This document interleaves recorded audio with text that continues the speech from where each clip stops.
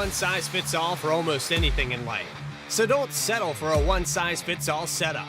Eliminate the frustration in building with an AI-powered personalized toolkit to boost you forward to victory. Optimize your setup and improve your performance over those cookie-cutter builds used by the rest of the pack. Vantage is iRacing.com's first AI setup builder. Save your time and give back to your personal life. Vantage takes any setup for any track and adjusts it specifically to your needs. Choose from over 100 cars for any paved circuit. A custom-tailored experience that's easy to understand and tested to fit any driver style. Subscriptions as low as $8.50 per month. And for a limited time, new members get a 7-day free trial with unlimited access to all Vantage has to offer. Let Orange Speed Vantage free you of the endless loop of testing and get you back on track to victory lane. Visit orangespeedvantage.ai to get started.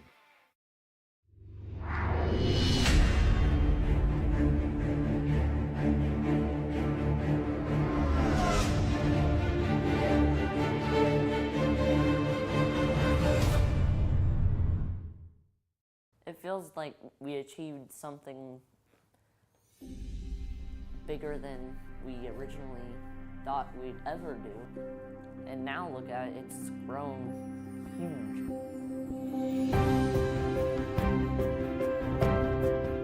My son Reese was born with cancer. What it ended up doing is it crushed his spinal cord. And when he was 3 years old, he got his first wheelchair and he wanted to be Wall-E for Halloween. So I thought, I can build one. I can, try and see what I can come up with. And so it started with just, building a simple costume, a Wall-E costume around his wheelchair out of a Dell computer box. It has exploded into something that was the inspiration behind Walking and Rolling Costumes. I want to reach more kids, and the only way to do that is to have more volunteers. I want to see every child that wants one of these costumes to get one. If you know a teacher at a high school or a Boy Scout troop leader, Girl Scout troop leader, any type of group or organization that would like to attempt to build one of these costumes or to help out a child, contact us. We have lots of resources, we have plenty of people willing to help build these costumes, but we need to get the message out. So share this video, let them know about what we do, why we do it, and get us in contact with kids who might need a costume or any adults or families that would like to help build a costume. We're here for you.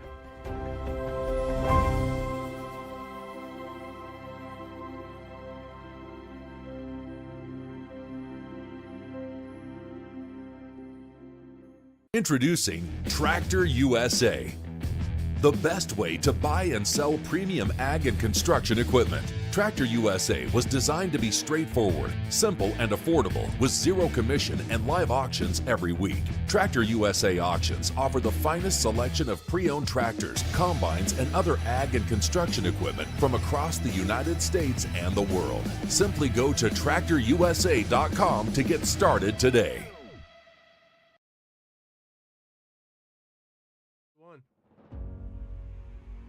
Here tonight in Virginia, the fourth race of the regular season, and it's Saturday Night Racing League, live on V-Speed. I'm your host, Bradley Cooper. Alongside me here tonight, Connor Horn, and we're set up for another great event, but a little bit different than what we've seen the last three races, a little bit bigger tracks. This 0.75 mile oval in Virginia.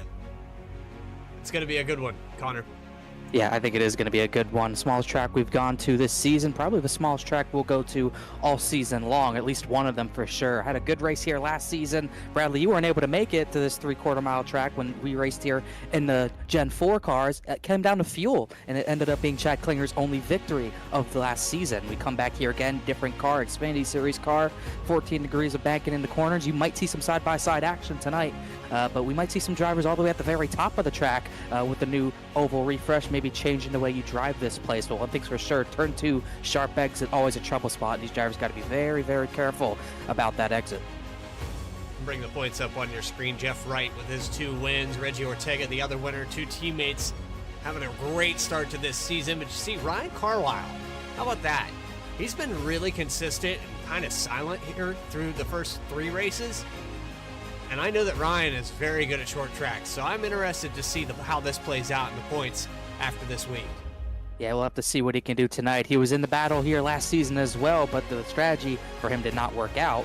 But he was still very fast. He's been fast all season long. 19 points behind Jeff Wright, who's obviously been dominant and at the top of the point settings as we've always seen. Bell, Ortega, Shoemaker, also great starts of the season for those guys. Brian Headings in 8th, Ray Massey in 9th, Pace Lakatos 18th. Joseph McWhorter, maybe a little Mark Whitley 15th and 17th. Maybe a little unfortunate on their end that they are that far down, but still a long way to go this season.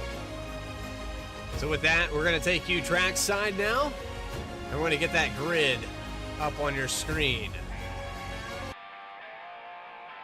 Putting it up on the pole here tonight, it's Bailey Turner with a 22.120. Joshua Banks, 4 1/1000ths of a second within that lap time. He'll start to the outside in second. Third position, Casey Lakatos with Ray Massey in 4th, and Mark Whitley, Chuck Sweeting, 5th and 6th. Row number 4 belongs to Reggie Ortega, Chad Klinger in 8th, and rounding out that top 10 tonight, it's Ryan Carlisle, that guy I mentioned, 2nd in points, and Alex Bell. And Alex Bell, I believe, our Clash winner. No points wins the season, but he got the season started strong. Then just outside the top 10, Caleb Weekly, Brooklyn Brewery Camaro, the number 13. Bryce Shoemaker in 12th. Joseph McWhorter, who needs some points, he's going to start 13th. Tyler Lehman, 14th. Jerry Berger on the number 1, the orange and yellow Harley-Davidson Camaro. He sticks out 15th place. Noah Mikowski in 16th. Angel Herodes, he's in the Super this week. I feel like he changed his manufacturer. He's in the Super, starts 17th. Austin Belke alongside in 18th, and then rounding out the top 20, Bobby Patrica on the 28, another Supra in this field tonight, 19th place, and Brian Headings will be on his outside starting 20th. 21st goes to Max Cost, new paint scheme on that machine. Jeff Wright deep in this field here, 22nd, 23rd, Chris Sawyer, and we're getting ready to go green. Pace car's pulling off, so let's take you trackside now. Maybe. Yeah. Green flag's out. We're live and racing here already. Chad Klinger was in there, I think. Number of cars in this. We did not get a good start whatsoever. And Ryan Carlisle, just as quickly as we talked about it, he gets the worst of it. Is this you think you wrecked that early? There's got to have been like a missed shift or something. Something definitely went wrong with this restart or on the start of this race. We're going to go back on the replay though and take a look at it. This guy's pacing around. I mean, he was starting what, 8th position? I think we said 7th, 8th position. Yeah, he started in the 9th position actually. See what happened as they get the green. Let's get a view. See. Ooh, Chad Klinger. Looked like he missed a shift. Ryan Carlisle was collateral damage in that. Ooh, big hit there. Caleb Weekly, and I think that was Keith Shoemaker who gave a big hit to the 71 and gave him the brunt of the damage. What a huge wreck, and we didn't even make it to the start-finish line. That's unfortunate for Ryan. I know that he was looking forward to tonight. He had good speed in practice, had a lot of time, a lot of laps logged, and unfortunately the 09 of Chad Klinger and the 71 get together. But what we were supposed to do, and we kind of ran out of time to do it, we were going to bring a driver up here into the booth, so we're going to go on the hunt here for Tyler Lehman. And it's the 42 car of Tyler Lehman up in the broadcast booth. Do you got a copy? Yeah, I got a copy. So Tyler, the hometown native, and your track, from what we've heard, you very much enjoy the racing here at Richmond. Oh yeah, it's awesome. I mean, the experience every time I used to go. Don't live there anymore, but I used to go growing up all the time. Got to see Carl Edwards win twice. They really put on a show. So Tyler, what is it? I mean, you've seen it from the stands. You've probably paid close attention to these races here. What does it take to get around Richmond? Just being smooth and quick. I mean, you can't let that turn 4 get you like it did to me several times in practice, but we won't talk about that. What we can talk about, and kudos to you, putting the Ghost Energy Orange Creamsicle on your car. Best tasting of all the Ghost Energies, so I condone that. Yep, I made that paint myself. I'm not a pro or nothing, but I've gotten better. Does look good. Looks really good. All right, man. Well, we appreciate your time. Good luck out there tonight.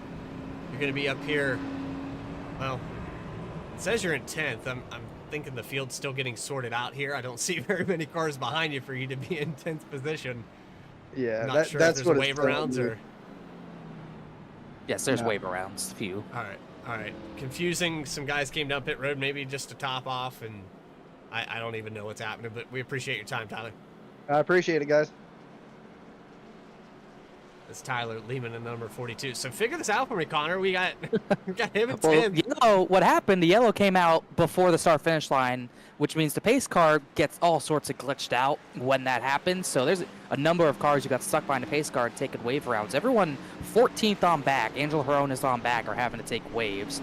A lot of these drivers didn't get damaged, but because of how the pace car glitches out, they got stuck behind a lap down, technically. But they'll be on the lead lap and get back around the restart all good. Timing and scoring fault. They're probably going to have to wave this green flag as well. They might get there in time, but it's definitely going to be a frantic start. You know, I never really knew the rules, but if you technically don't get to start the race, should you get a free car?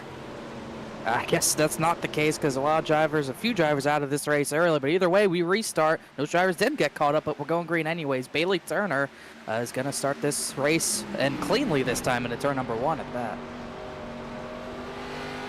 So officially live and racing from Richmond, Virginia in the 24 car. He's got new company here with Casey Lakatos in second place. To come by to lead lap number 1, it is the 24 of Turner. Turner leads, and it's a big opportunity because there's not too many heavy hitters near him to battle him. We'll see what Lakatos, Banks. Well, there's Joshua Banks, Mark Whitley, 3rd and 4th, so never mind that because they battled hard last week at Rockingham, so I'm just lying. But Casey Lakatos, he's been on a hot streak in his leagues. Me and him race an area together, which is a league that goes throughout the middle of the week. He finished 3rd on Thursday night with Pit Strategy, so he's been on a good run in his league racing and iRacing as of late, and he's able to qualify in 3rd, and now he's assumed 2nd, but Banks is hounding him for that position. Getting a look at all the new paint schemes, the new paint on that 15 as well of Alex Bell. Working that Michael Waltrip. I guess that's officially what you would call it.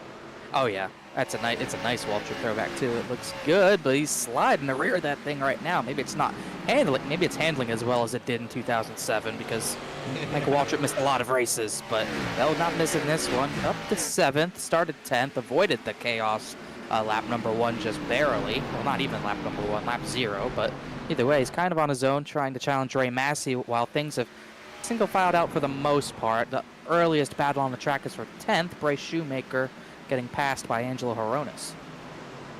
And they had got around Tyler Lehman that we talked to during that short little caution. 29 of Horonis puts it up into the top 10. So it's checking back here with the 48 of Jeff Wright. He's running in the 17th position, just behind Max Cost. What's the strategy here? Jeff missed qualifying or had a problem at some point, obviously. Does he just sit back here and relax for the first pit stops? Yeah, I think he might. I don't think he's going to try to relax, but he's definitely going to have to take his time as he's going to go to be inside of Max Cost for that 16th position. I don't know if he did miss qualifying intentionally or not, but either way, could put a time down start at the back, and maybe it was a blessing because he didn't get caught up in the incident before they got to the green flag, but he's going to have work on his hands. He's going to have to really be conservative with what moves he makes because you can't destroy your tires and your car before you get near that front of the pack, so he's really going to have to bide his time. And if this goes green, it might be a little bit more tough to do, but if there's anyone who could get back to front in a fully green race, it's the 48. That's why we talk about that. Bailey Turner, he still has company. The top 4 have moved away from the 2 of Reggie Ortega by about half a second. Richmond notorious for ripping the right front off of these cars. You're having to I mean, you're on the brakes for, I'd say, somewhere around 40% of this racetrack. You're on the brakes a while, especially turn number 1 can be very tricky on entrance because you're turning on entrance. You could either straight line into the yellow line like we see Bailey Turner doing right there, or you can make a big arc and enter a little higher so you can get a lower exit out of that sharp exit through turn number 2. Those are the 2 main ways I would try to enter turn 1. That's what 24 is doing right now. Turn 3, more self-explanatory. You just kind of want to get to that yellow line. That's what 24 is doing. He's doing a good job keeping the 50 at bay because Lakatos wants by, but can't find a way to get by that 24. So 17 laps, they tick away that quickly. We saw that first caution and a very short break at that. The timing and scoring sorted itself out. All the confusion that we had up here in the V-Speed booth, we figured it out, and the 24 of Turner has led all 17 laps completed here tonight. Case Lakatos is on his bumper, but I can't tell if this is the 24 saving tires or the 50 just really pushing. Could be a combination of both, but I'm kind of surprised Joshua Banks or Mark Whitley haven't been able to get by the 50. They have seemed that they just want to sit in line and just watch this battle unfold, as these are the top 4 in the field, no doubt, as Reggie Ortega is in 5th. He's been on a hot streak to start this season with good finishes inside the top 3, but not keeping up with the top 4 right now. He's about 9/10 of a second behind, but does have a decent gap over Ray Macias. There's another 5-car line here from Ortega all the way back to Chuck Sweeting in 9th. And Chuck Sweeting has kind of checked out from Angela Hironis, so we're talking about 2-second gap back here to 10th spot. So I think that had something to do with the restart, these guys not getting caught back up. Yeah, I think it definitely had something to do with it. Meanwhile, for 3rd, Mark Whitley gets by Joshua Banks. Banks kind of gave it to him that time. You wouldn't have seen anyone letting anyone by at Rockingham last week because of how hard we saw it was to pass, but this time playing much nicer, and 35 lets him by. Now Whitley might be on a charge here at the very start of this run. He was faster than the top 2 last time by. And Whitley running up all 4 of these cars up here, a little bit different line into 1 and 2. Let's ride on board with him here. You're going to get a good look at it. He's kind of arcing it in. Maybe he overshot it last time, and I'm crazy. No, he's definitely coming in a little bit later.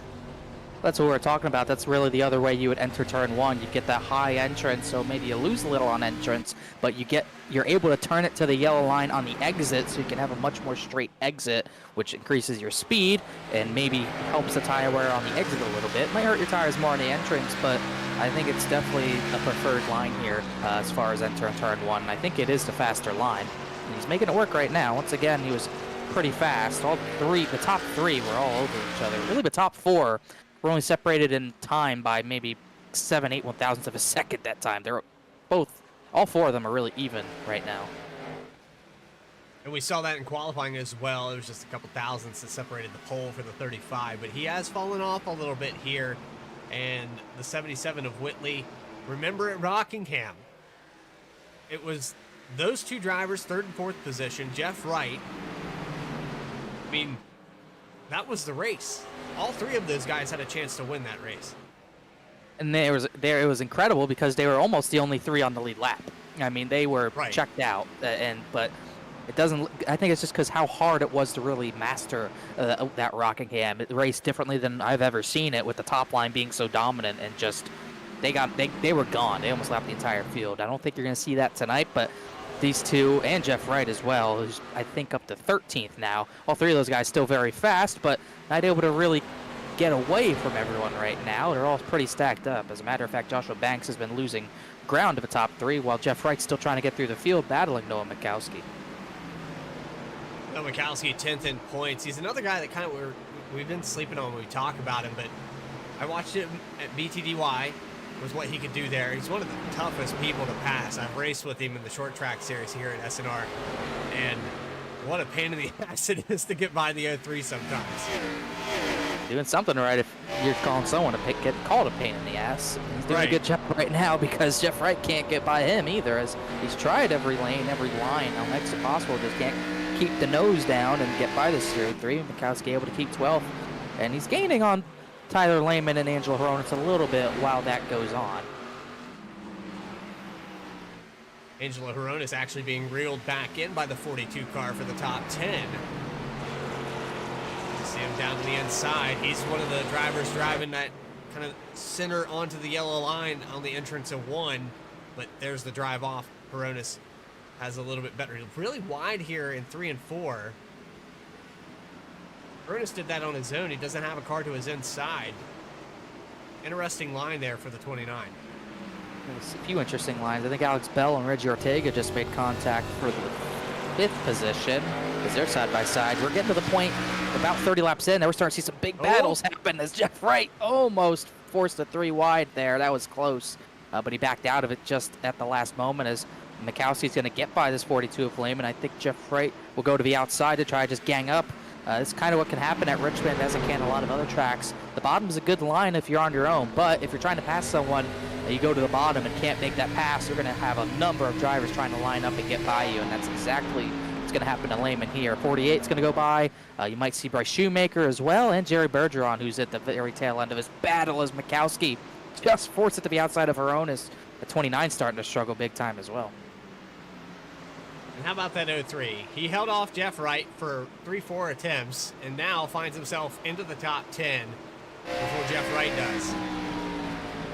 We'll see if that makes the pass easier for Jeff Wright, or he's still going to be stuck behind the 03. But they're all faster than the drivers they're going to pull away from. And the 29 really looks like he's struggling right now as there's still battle going on there. Bailey Turner starting to extend his lead as there's still, 1, 2, it's really second, third, and fourth packed on each other now. And then Reggie Ortega's holding up a line of Alex Bell, Massey McWhorter, Chuck Sweeting. But now, as we can go back to that battle of Jeff Wright. He is so close to clearing Mikowski, but he just can't get enough of a run through the center to do so. But this is his best shot here. We see a crossover in that late arc. The 03's going to just feather it back to the throttle. They have 5 seconds to catch up to Chuck Sweeting. That restart, I think, should have been waived. That was kind of a disadvantage for these guys back here. Definitely a disadvantage, but nothing you can do about it now. Just deal with it as got all sorts of lines going on here. Bell just went to the top to try to get a run on Ortega, and it did work. Got him to the inside, but like we've seen so many times here, you can get pinched off the exit. You cannot get a run on that driver on your outside, and then you lose the spot, lose positioning back. So Bell's going to battle this as hard as he can, but Ortega just not able to make this work as he's once again going to go to that way high line on entry, higher than we've seen anyone run. But he gets to run an exit, but it's just not quite enough. Bailey Turner is going to lead his 35th lap here today in the number 24 DuPont Chevrolet Camaro. The throwback Looney Tunes machine. We've seen a lot of Jeff Gordon throwbacks on this 24. Last week it was an Exalta. I believe it was more of a, is it Alex Bowman style paint scheme, I would say? Something like that. I can't really quite remember, but it did look good either way, even though his strategy didn't work out, trying one last stop. But either way, I think this car did run at Richmond, so it fits here especially, and he's making it look good out front right now. Trying to remember what they called this race. Was it the Pontiac Excitement 400 back in the day? This is way Something back. like that. It was like 20 years ago. Hey, thanks. Yeah, I'm just saying. Goes banks. Making me feel old. Oh well, it was a while ago. Mark Whitley's starting to try to work over Case Lakatos. I think the 50's starting to hold these two up a little bit, and Banks is trying to get back by Whitley in the meantime, because that 24 is starting to get away. Yeah, and you've seen Lakatos have something for him in the short run, but I think maybe press the issue a little too much. It's going to be very difficult to pass later, very late in this run, and we're probably about halfway through it. If Whitley wants a chance to get around the 50 car and have any shot at getting to Turner, he needs to do it now. Like the tale of two teammates, Lakatos is kind of holding up Mark Whitley, who's going to the inside on the 50 now for second. As I say that, the 50's kind of holding people up. The 15's getting held up a little bit as he gives a shot to the 77, but Whitley's clear for the wrong position. Joshua Banks going to try to follow him through, but it might be a little harder. So now we're starting to get into lap traffic here. Well, I thought I saw a car. I guess I'm hallucinating. I thought I saw a car, maybe came down pit road or was exiting pit road. Got 2 cars done for the night. Keith Shoemaker and Ryan Carwile have parked it behind the wall. Unfortunately, Carwile had actually grid for this race. Has a blown engine in the first 300 feet. Depending on how you look at it, he didn't even make it any sort of feat, really, before that happened, which sucked because of how great in points he was coming in tonight. But that's all going to go the wayside as Alex Bell's still working over Ortega. Meanwhile, as these drivers made it through that very initial incident, that battle goes on. So does the battle for third. Whitley starts to pull away from Lacatus. I mean, Joshua Banks a little bit more stuck. While this is all going on, you know, Ortega and these guys are catching up to him. Every time I hear in race radio, it's Alex Bell screaming because he can't get by Reggie Ortega. He's been trying this for 20 laps, and Ortega will not budge.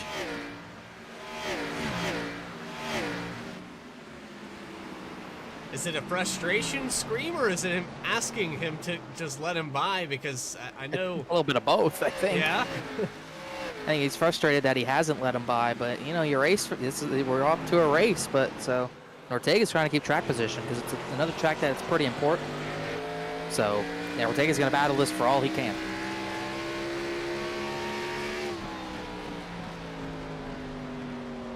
You can't blame a guy for holding a position. Oh, well, Banks got third from Lacatus right there up ahead of this 2 car.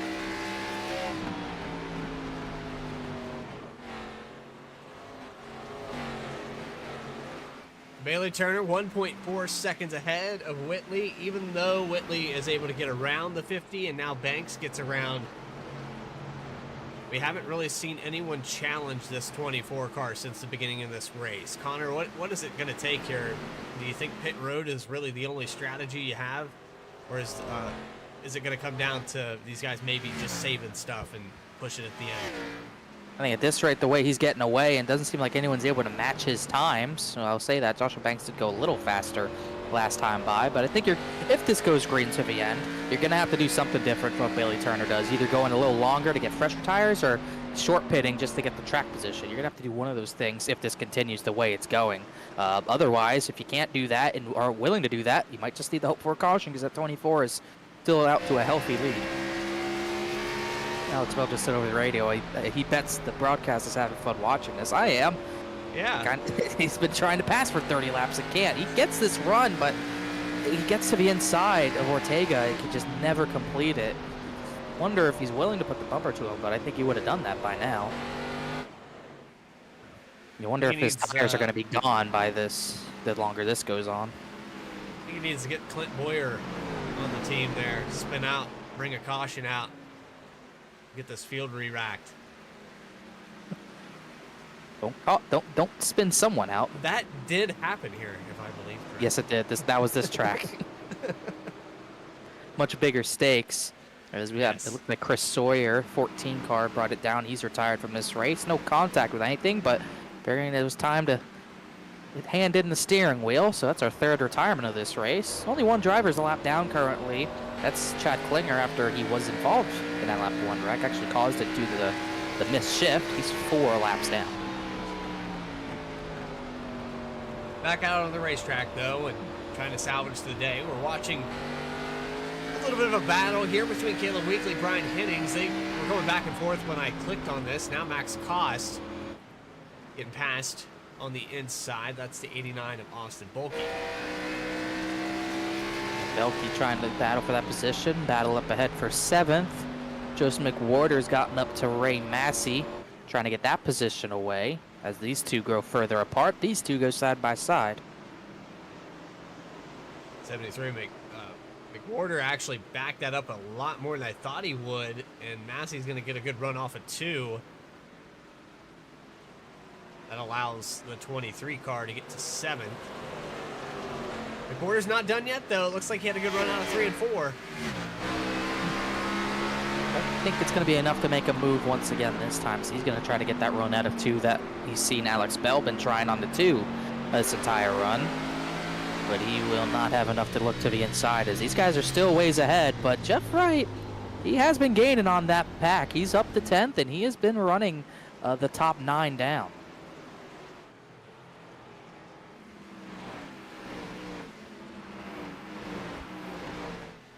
Again, I'll go back to what happened there with the wave arounds and the timing glitch. I think we needed one more pace lap just to make it fair for everybody. What a disadvantage for a lot of these guys from 6th, 7th on, or not 6th, 7th, but 10th place on back. Just so far back behind now that the 7 seconds, that's hard to overcome at Richmond. It's halfway around this track almost. You know, that's a quarter or a third. Yeah, it's about a third, so it's going to be hard without any other yellow for the 48 to come back. And it's not just Jeff Wright. You had 8 other cars that aren't as fast as Jeff Wright at a disadvantage, so it's going to be tough to do anything about the 24 without a fair fight. He's extending his lead still. It's about up to a 1.8, 1.9 second lead over Mark Whitley. Oh, Bell got a big run on Ortega that time. It won't not end. Back at it again. He keeps getting it. He just can't complete. He can't get the exit he needs. But it's funny because at the same time, they are catching a Case Lacadas for 4th. It's just a matter of which lane the 50 chooses right now. Maybe that's how the 15 gets the spot done. This is going to be Maybe tight. use the 28 car as a pickup here. Ooh. That might be what he has to do. 28's going to get out of the We're way. going 3-way. We're going 3 wide here. 50's, I think, a teammate to the 15. Where's Reggie going to go? Is he going to block Ortega a little bit? I think he might. Well, Yep, Reggie's going to get to his outside anyways. I saw what Bell was thinking, but Oh, he's going to look 3 wide. This is not going to work out. Oh, boy. He drove it in. Oh, they made contact. Lacadas backs out, so he And loses they're back 2 side by spots. side. Look at that. They're back side by side right after it. And he still didn't can't get by him. Ortega. Nope. We could watch this for the next hour and a half, I think. Yeah, this could go green. He can't be that frustrated because he hasn't been willing to hit him for it yet. But God, it's fun to watch because that just shows how tough it is to pass at this track.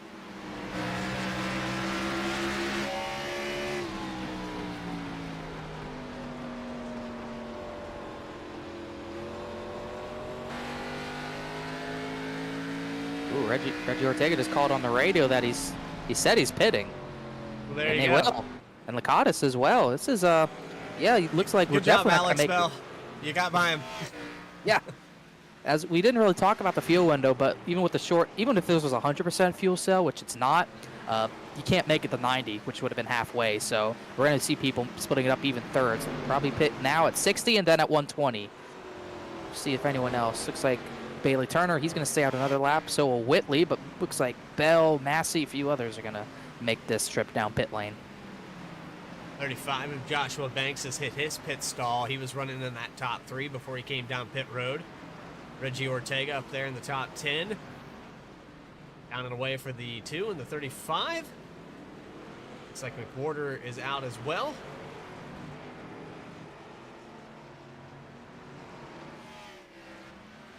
Everyone's going to come back out. Still got a number of drivers who are going to try to make this work. Maybe we see a one stop. I'd be shocked if it worked. Ray Massey's another one down pit road. Here comes Bell out. We'll see if this is how Bell gets the position from Reggie Ortega. Nope, he's gonna come out right behind him. And we're gonna have to we're gonna watch it for another 60 laps. Yep. That's exactly what Alex Bell just said on the radio too. He copied us word for word. Ooh, a little turbulence back there. If that was the 13, yeah. Got really loose coming off of turn 2. He's running behind Max Cost here, who's in 8th position. Do you think they can stretch it that far? I know that 180 laps isn't much at Richmond, but man, if there's one guy that we know can do it, he's on your screen right now. Honestly, looking at the fuel numbers I'm looking at, it could be possible. I just wonder if it's worth trying.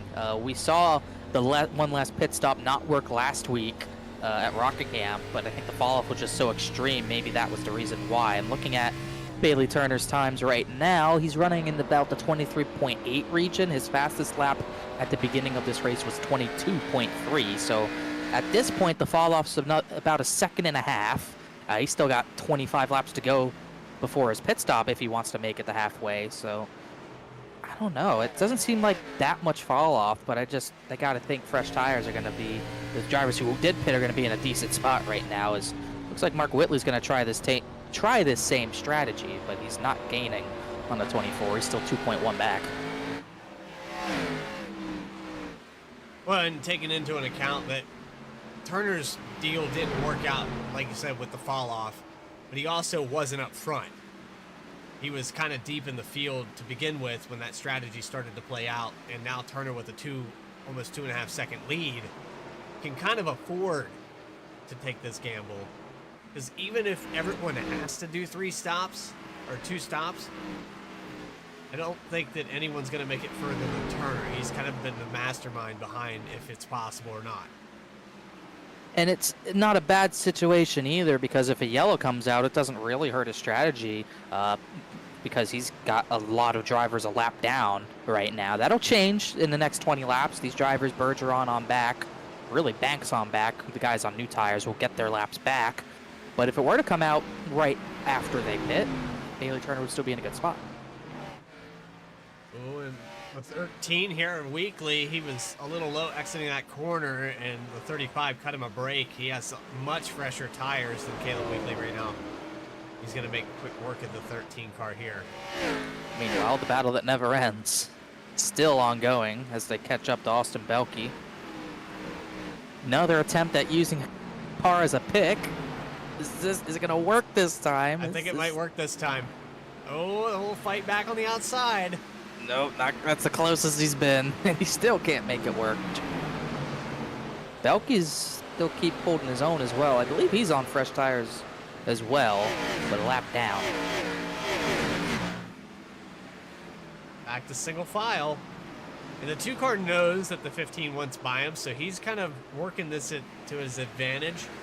It seems like every time he makes a pass on a car, it's when he knows. Now to the outside for the 15 car, so Ortega getting a little taste of his own medicine, but open up the door for the 23 car. Here comes Chuck Sweeting on old tires. He's going to come wide? into battle. Oh, they're looking 4 wide almost. This is intense. There's one goal on the racetrack. Ortega hits the wall exiting 2. And now with some contact with the 89, they did hit. Watch the pit wall. He saved it. And now 3 wide with the 13.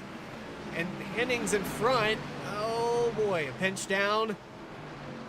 Hennings just moves. Yeah, I mean, you can't blame him for that. This battle's been going on. Now they hit. Now they made some contact. God, I'll be honest, if I was Alex Bell, I would have moved him 30 laps ago. Maybe even earlier. This is losing you so much time on track. I mean, they can't even... Joe McWhorter's pulling away. Lakatos is far away from this as well now. You got to go at some point.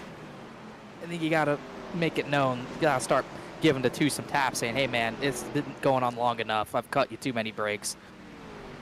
Someone pit there. At the same time, these guys respect each other enough, I think, that right now it's just kind of fun and games. Once we see lap 90, that's going to start to wear down. I would say so, big time. It's funny because they're doing all this battling. It looks like Bell might lose this spot to Ray Massey because now Mark Whitley's going to be in his way. Massey's going to give him the room. That's a good move. They're gonna make contact. Heavy contact, but the 15 able to avoid hitting that outside wall. I thought for sure he was gonna get turned into that turn 2 wall. But this is the type of stuff that's gonna really work in Bailey Turner's favor because these guys are battling so hard. They're not gaining as much time as they would be. The only people who are gonna be in the best spot are Case Lakatos, Joe McWhorter, because they got ahead of all that battling. as they just unlapped themselves past the 24. Those guys been battling so hard, they haven't been able to capitalize on their tire advantage as much. Yeah, we're talking about 50 lap difference on tires. They should be walking past Bailey Turner right now. A second difference in lap times, almost. Yeah, the fall off still getting worse for a 24. He's into the 24 flats for the most part. So since we last saw him, he's lost some time, but he's going to lose even more time letting these guys by who have single filed out. Ortega's clear. Ray Massey was able to get by Alex Bell, so Bell is going to watch that too, maybe get away. Oh, he hit the wall hard there. Right in front of Bailey Turner, as I think Perron has followed him through. But at least over the guys that Bailey's on the same strategy as, I say he's kept his lead, but Mark Whitley has brought it down by a few tenths. He's also had a lot of fresh tire drivers passing him. Now he doesn't have that for a few laps. You might see that lead stretch back out. But he could also be saving. He could also be saving a little bit, maybe clutching it a little earlier or letting off a little earlier to make sure that he makes it to lap 90, 91. And if I'm Bailey right now, I'm stretching it as far as I can go because now we're committed to one stop. We're going to go as far as we can go before those guys behind me pit. It's the tell-all. Yeah, he's going to cut this evenly. He's probably got about 8 to 9 laps left before that halfway point. So we'll see if he wants to completely run it out of fuel to make this work. We'll just have to find out because I don't hear him clutching and coasting. So that leads me to believe that he's pretty comfortable with his fuel number, I would think. Oh, here goes Bell, 3 wide. You can see it up ahead from Bailey Turner's on board. For 1 second. They're back at it again. Oh, you think one of them's going to rough up the 2, but they just never do. And Noah Mikowski and Angelo Hronis just watching this happen. They actually did get by Mikowski for position. Not sure, I don't believe he's pit yet, so he's on this same one-stop strategy. And if you're wondering why we're watching 6th position, well, actually, this is 8th spot, so I apologize for that, but 8th position back to 10th. These same drivers came off the racetrack in the top 5. They're waiting on these guys that are on a single stop. They could be in the lead, but they're also going to have to pit one more time. And we don't know which strategy is going to work out yet, but we do know the leader of the 2 stoppers is Joshua Banks, and it's not even close. He's got 3.3 seconds on Case Licatis, and he's extending that lead per lap, and he's faster than anyone else right now. You can see clean air. This is the best case scenario because he's got a lot of clean air in front of him to make lap time, as Bell to the inside of Ortega again. And I think if you're Banks right now, you're just kind of wondering, like, hey, a caution would set us all evenly, and that would null and void the 24. We've had the 1 caution, but it happened so early in the race it kind of, it probably, Bell kind of put Ortega in the wall a little bit. I will say, if we see a yellow, it might be the best scenario. I will say, if we get a yellow, I think it's coming from here. I'd put a lot of money on it, but I don't think Banks wants a yellow right now, because if there's a yellow right now, Bailey Turner, Mark Whitley, all those guys are just, everyone has to pit, because even the guys who already pit, their tires are too worn out to stay out. So they would have to come down and take a fresh set, and look at this, Alex might have it. And it took half the race, but Alex Bell is finally by Reggie Ortega. Well, it's about time, Alex. That's all I have to say. I wonder if he's going to, how much is he going to put a gap on Ortega? You could look at the gap he's already put on the 2. And Ray Massey saw how long that took. He's hoping it doesn't take as long for the 23 to make a move right now. Don't count out Jeff Wright either. He's gained another second on Bailey Turner, also on the one-stop strategy. And I wouldn't count him out yet. 5. He was actually over 8 seconds back at one point. And we're about to cross halfway. They've actually just taken lap 90, so let's see if they want to evenly split this or not. Mark Whitley has closed in as well. He's in within a second. Whoa, yeah. 43's loose in the background, but don't count Whitley out. He's been much better on the way long run than the 24 at this point. How about Chuck Sweeting up here in third spot? He's on the same strategy. This could work out for a podium finish for the 75 tonight. Be too surprised, as he's looking really good, trying to get a run of good luck. He's kind of had good luck here and there, but a lot of bad luck, as he just needs something to go his way. Maybe a little stroke of luck, maybe something happened to these top two on his strategy, and he can get the lead, as he's actually really fast right now himself. He's gained on the 24, who just seems he's really he's not kept the tires on enough to go this long, and it's starting to struggle, as that 77's coming closer and closer, but I bet these guys will have to pit before any move of a lead is made, as it looks like, even as I just said, that Chuck Sweeting comes down.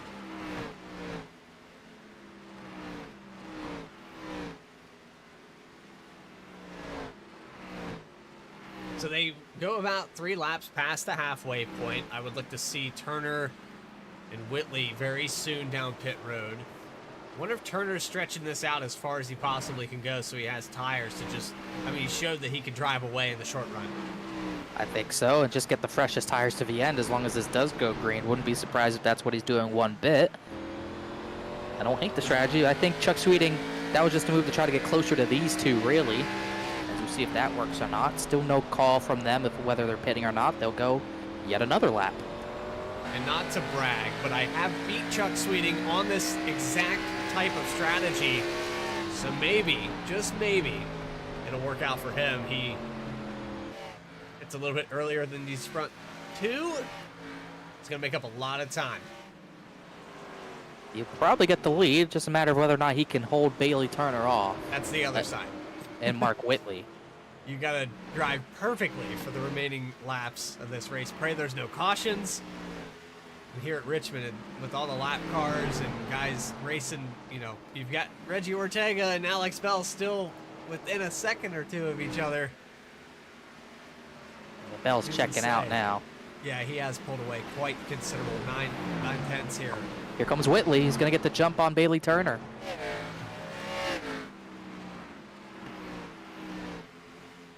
So this is a move. He's trying to get the track position over the 24. Jeff Wright came down as well. As it looks like the lights are almost about to come out. It's getting so dark.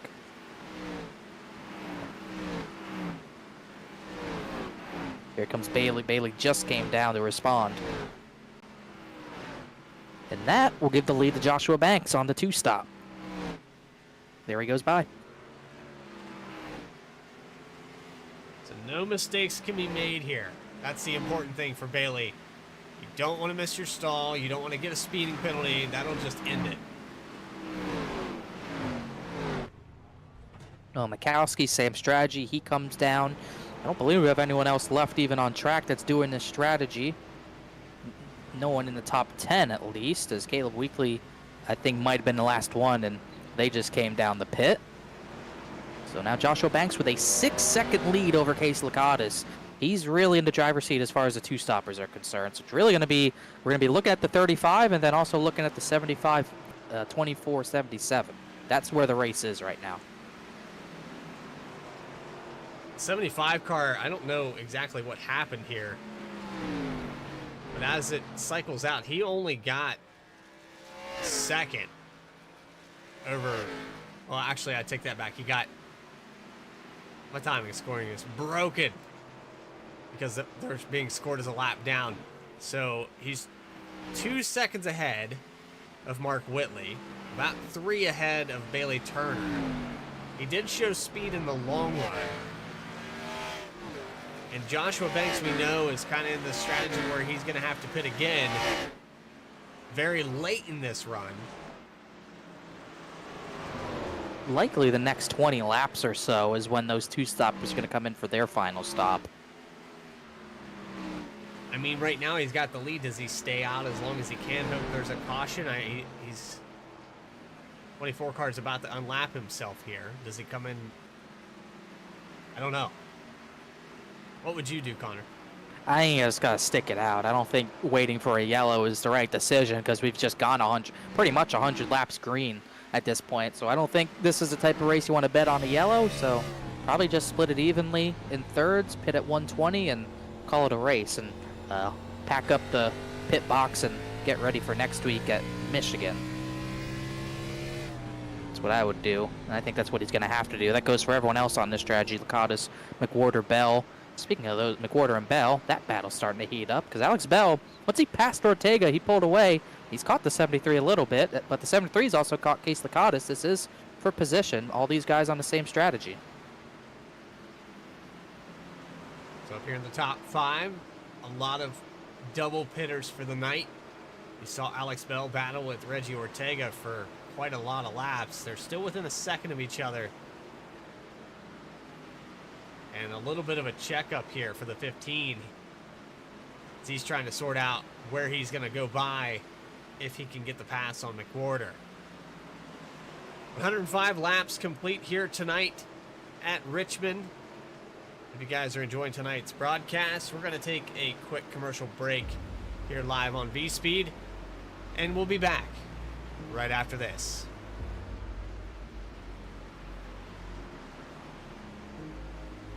There isn't a one-size-fits-all for almost anything in life. So don't settle for a one-size-fits-all setup. Eliminate the frustration in building with an AI-powered personalized toolkit to boost you forward to victory. Optimize your setup and improve your performance over those cookie-cutter builds used by the rest of the pack. Vantage is iRacing.com's first AI setup builder. Save your time and give back to your personal life. Vantage takes any setup for any track and adjusts it specifically to your needs. Choose from over 100 cars for any paved circuit. A custom-tailored experience that's easy to understand and tested to fit any driver style. Subscriptions as low as $8.50 per month. And for a limited time, new members get a 7-day free trial with unlimited access to all Vantage has to offer. Let Orange Speed Vantage free you of the endless loop of testing and get you back on track to victory lane. Visit orangespeedvantage.ai to get started.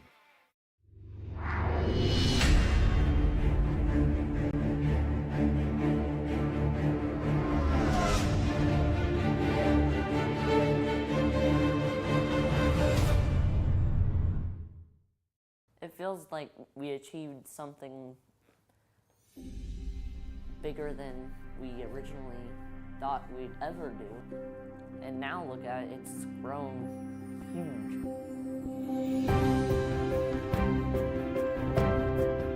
My son Reese was born with cancer. What it ended up doing is it crushed his spinal cord. And when he was 3 years old, he got his first wheelchair and he wanted to be Wall-E for Halloween. So I thought, I can build one. I can, try and see what I can come up with.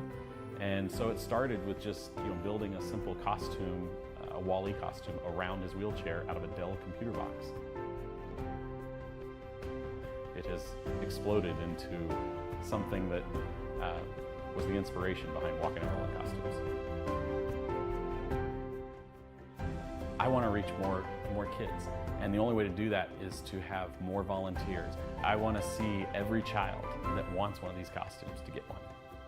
If you know a teacher at a high school or a Boy Scout troop leader, Girl Scout troop leader, any type of group or organization that would like to attempt to build one of these costumes or to help out a child, contact us. We have lots of resources, we have plenty of people willing to help build these costumes, but we need to get the message out. So share this video, let them know about what we do, why we do it, and get us in contact with kids who might need a costume or any adults or families that would like to help build a costume.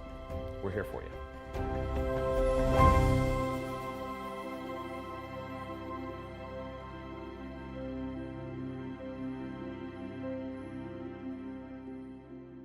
Introducing Tractor USA, the best way to buy and sell premium ag and construction equipment. Tractor USA was designed to be straightforward, simple, and affordable with zero commission and live auctions every week. Tractor USA auctions offer the finest selection of pre-owned tractors, combines, and other ag and construction equipment from across the United States and the world. Simply go to tractorusa.com to get started today.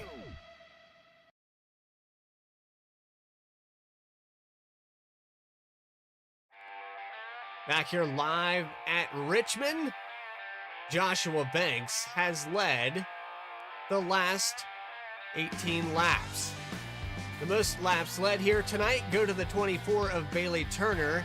He's back to 8th, but don't panic if you're a Turner fan. He's pit one less time here tonight than the rest of this field's going to have to. He's in a good spot right now on the strategy, but he does got to get by Mark Whitley. Whitley undercut him, got the position away. Since then, they've both passed Chuck Sweeting, who's fading off of these two, but he hasn't been able to get by. Mark Whitley hasn't been passed yet by the 24, as we're still waiting for those two stoppers to pit. Joshua Banks, 7.5-second lead over Joseph McWhorter. Alex Bell just got by Case Lacadas for what is now third at this point. But the main battle we're looking at right now, or at least going to look at, is the 77 at 24, because this, if the one stops the strategy, this is the battle for the win. Yeah, these guys right here are the important ones to watch, if barring no caution. And some lap traffic here with the 42 of Tyler Lehman we talked to during the pre-race.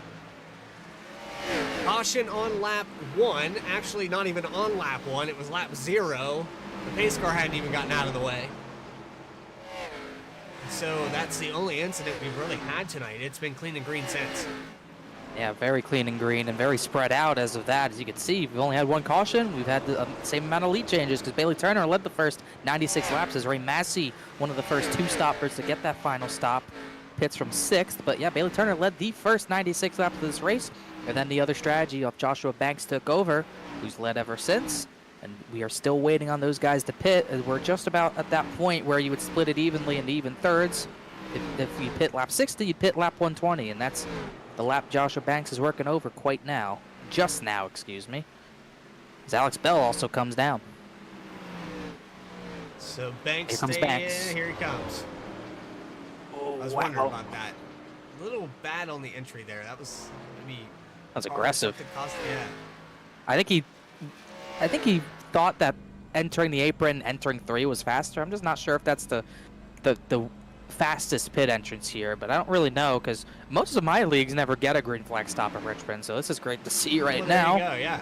We're seeing something we really don't experience. This is clean racing, Saturday night style. Congrats to these guys. I mean, kudos to... I know we had a shoddy start, and that's unfortunate, but since then, beautiful. McWhorter and Lacadas yet to pit. They'll stay out at least one more lap, as still trying to look at that battle of Turner and Whitley. Bailey Turner's been kind of stalled out. He has not really had an attempt to pass the 77 quite yet. And here comes Joshua Banks right out ahead of these guys. He is going to be a full lap behind, but he's going to have the fresher tires to the end. He's got 60 laps to chase those two down. So situationally, Banks not too bad off. He has an opportunity if he can navigate this traffic and get back up there. And these two get to battle and they'll help even more. Look, he's back in the picture here as well. Chuck Sweeting in what will be 3rd position after these two stoppers cycle through, and the 35 of Banks almost into Lacadas in front of him. Bailey hit the apron there, lost a lot of time, but Chuck Sweeting doesn't seem like he's wanting to battle them too urgently, just kind of following through as they're catching Weekly and Case Lacadas, who Lacadas still hasn't pit. Neither has Joseph McWhorter. It looks like McWhorter's going to go another lap. Doesn't look like Case Lacadas will do the same. He'll pit, peel off to the apron, and let those 3 by.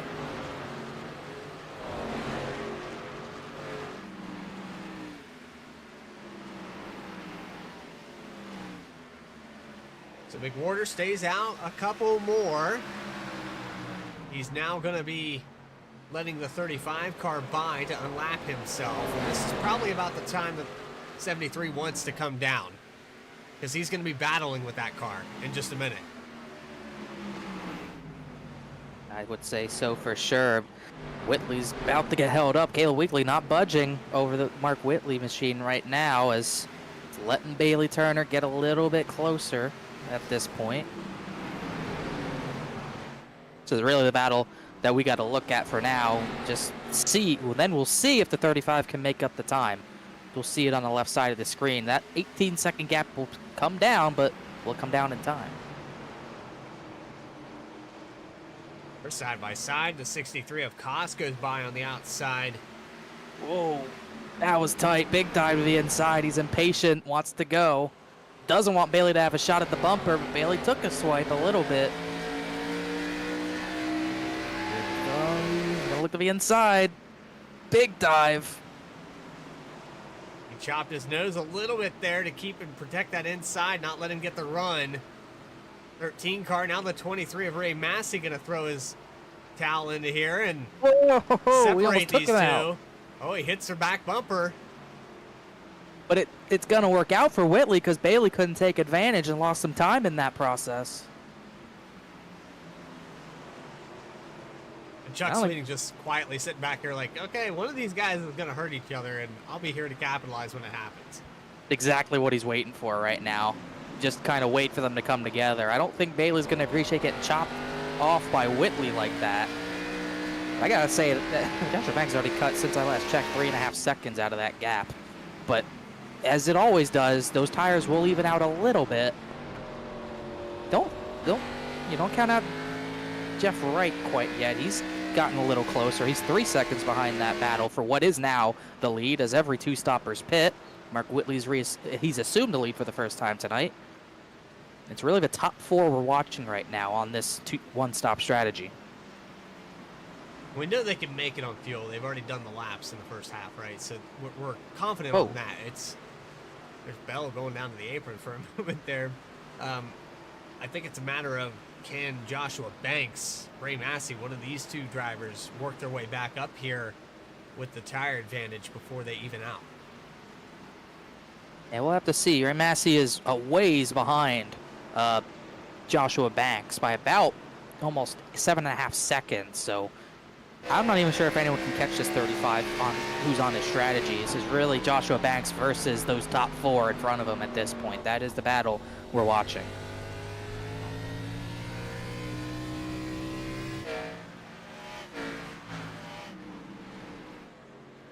So Whitley, Turner, still within half a second. Then you have the 75 of Chuck Sweeting onto the outside here for second position.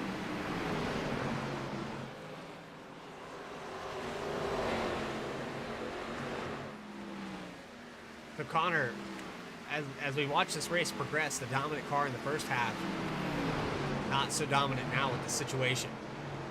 We're showing how important track position is right now because Whitley got the undercut, got the positioning away from the 24. Now Bailey, maybe dirtier traffic than he's been in all race long, even though he passed some lap traffic. This is the most he's had to deal with. It almost seems like he's overworn his stuff out trying to get by that 77. Now Chuck Sweeting, who does have older tires, and I believe both these two, is going to take advantage of that. So don't know if he's saving too much or maybe ran out of any of the good he had on those tires. If so, it's going to be a struggle for the last 45 laps. A little bit of smoke there going to the entrance of pit road, I believe. Well, I thought it was Trika, I think. Okay. Saw a glance there. The matte black thought it might be the 09 Klinger, but still in a straight line. 24 has fallen off about half a second. He's back to third. Jeff Wright starting to catch up to this group.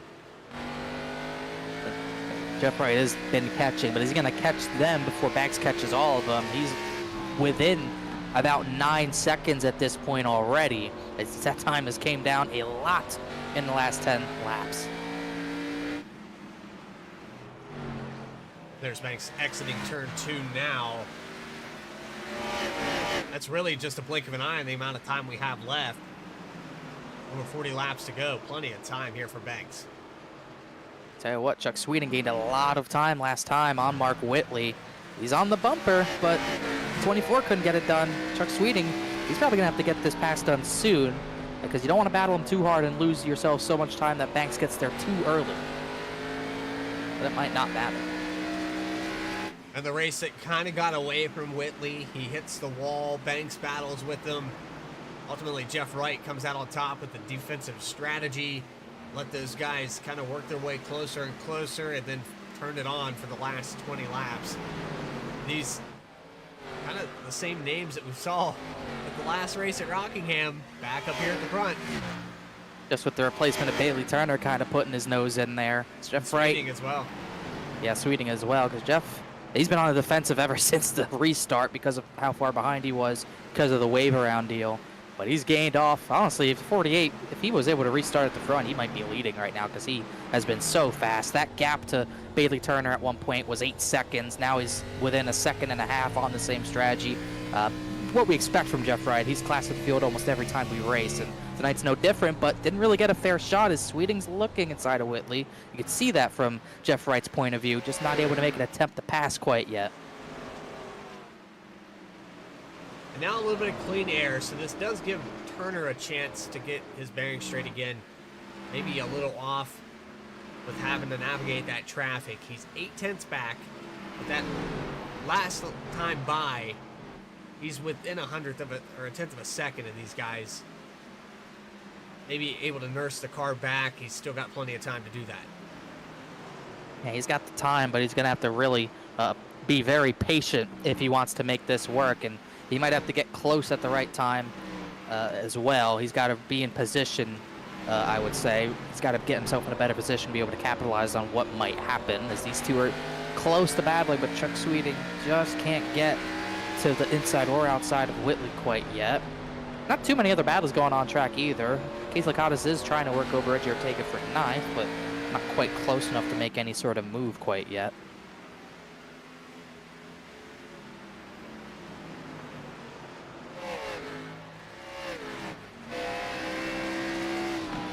The closest battle on the racetrack right now is Chuck Sweeting and Mark Whitley. And then we're back here in 9th spot, like you said, with Reggie Ortega, Casey Lacadas. And then there's a little bit going on back here. The guy that we watched earlier in this race that fell off really quickly, Angelo Horonis, is back to 15th position right now. It's unfortunate because he really had it turned up there the first couple weeks.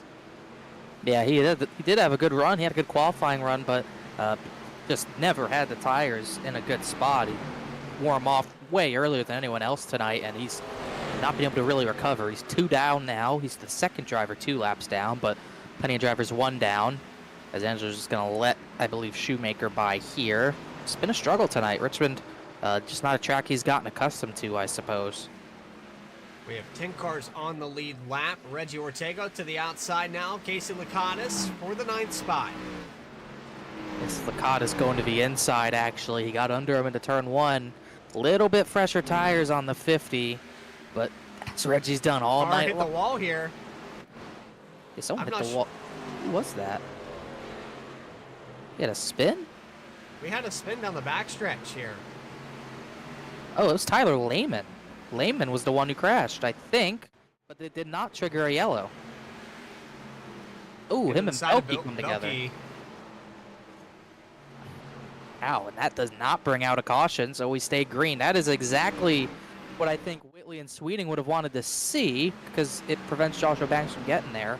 Joshua Banks' progress has slowed. He is not gaining as quickly. He is still within 4 seconds, but the progress is slowing. That it is starting to even out those tires, and he's still got 4 passes to make.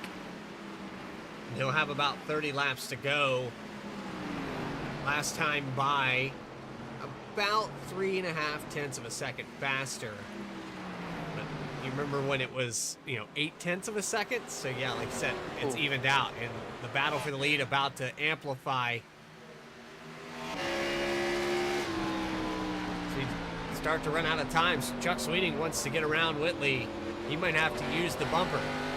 He's gotten the last 2 laps, he's gotten close, so as close as you can get to him without hitting him, but I think you're right. Sooner or later, you're going to have to use that bumper and use it to get by or at least get positioning on him, but he hasn't been trying to hit him yet. He's trying to do the over-under, get the run off the corner, and then get to his inside, but he's sliding off the corner. Both these drivers are trying to get grip on the very exit. And while doing that, they're still pulling away from Bailey Turner. Bailey's got nothing for these guys right now.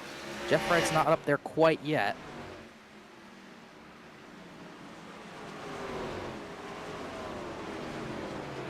Now the lead down from 5th position, Joshua Banks, to 3.5 seconds. So he turned it up there on that last time by. Still plenty of time. I think he's going to catch up. I don't know if he'll have the tires left to get around him, but he is going to be there at the end. Yeah, he was 4 tenths of a second faster that time by. So I think he still has the advantage on those tires when he's not in dirty air when he's not having to pass other cars. So it does. I think he's got 30 laps left, just under 30 laps. I think this one's working out for the 35, but he's got to get there soon. He's got to hope that there's not a caution before he gets up there. That's really the race against time. I think he can pass these guys before the end of a race, but if a caution comes out, the strategy's over. Everyone's pitting for 4 tires at this point.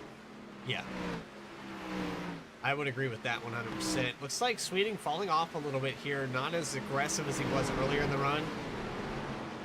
Maybe just trying to wait it out, see what the 77 is doing in that weak spot and press on it.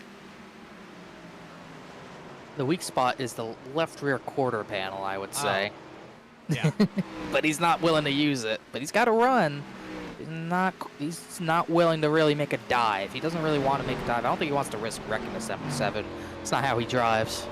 No, I've raced with Chuck quite a few times, and I've never seen him deliberately take or move anyone. He'll settle into second place, but if he finds a hole, Whitley makes a mistake, absolutely will jump on it. I would think so for sure, but he's running out of time to make this move because it's going to become a move for second soon enough because Joshua Banks, almost within 2 seconds. He's going to go for it now. Almost no, there might have been contact there, but I think he knows he's got to go now because Joshua Banks is almost within 2 seconds. He's about to make the pass on Jeff Wright for the 4th position. See if Jeff gets to play a little bit of defense. I don't think he Tire can difference. defend I don't this. think tires are so much different here. And he's not going to hold him up at all. Oh, back to the outside for a moment. Gonna hold him up momentarily, but now the 35's clear. And now only 1 car between him and Bailey Turner for 3rd, as those top 2 have gotten a 1.2 second gap over the 24. Joshua Banks trying to steal one here tonight. Looking like he has a good shot at it, but he's still got a lot of cars outside of that top 4 to navigate around. Mark Whitley, Chuck Sweeting, Bailey Turner, and Joshua Banks. Jeff Wright in the top 5. Alex Bell. Imagine where he would be had he not been as patient with Reggie Ortega. Yeah, he was way too patient in my opinion, but it's still a good run. Started 10th up to 6th, so he won't be too upset about it. McWhorter 7th, Ray Massey 8th, Reggie Ortega's relegated to 9th. He has held off Casey Lacadas for that 9th position, almost in the same fashion he held the 15 off for so long. Doing the same thing here as Chuck Sweeting still looking at Whitley, still all over the bumper, doing everything but hitting him. Now he's going to have some trouble because he's got Bobby Patrica coming around his outside on fresher tires, so he's going to lose some time here to Whitley. And meanwhile, Banks looking to the outside for 3rd on Bailey Turner.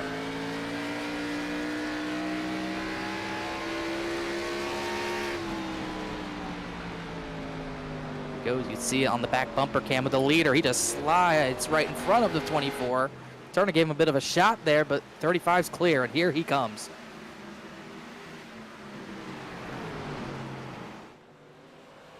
Does he have enough time? I think he does. He's already within a second of these guys, probably after this lap. Those top 2, they're hoping for a caution, but they can't be the caution anymore. I think it's the only way the 35 has a chance at losing this race, as now Whitley's going to be a little held up by Patrica. Sweeting's still hanging there, but now he's almost out of time to make this move. So right now, if you're the top 2, do you go 2 wide side by side and see what that 35 can get you 3 wide? It'd be a little tougher for him. Have to be, if you're going to, I don't know if you're going to work together. If you're Whitley, I don't think you want him getting alongside you, so I don't think that's really going to be an option for these top 2. They just got to just hope somehow they can hold him off, but I think it's going to be rather tough.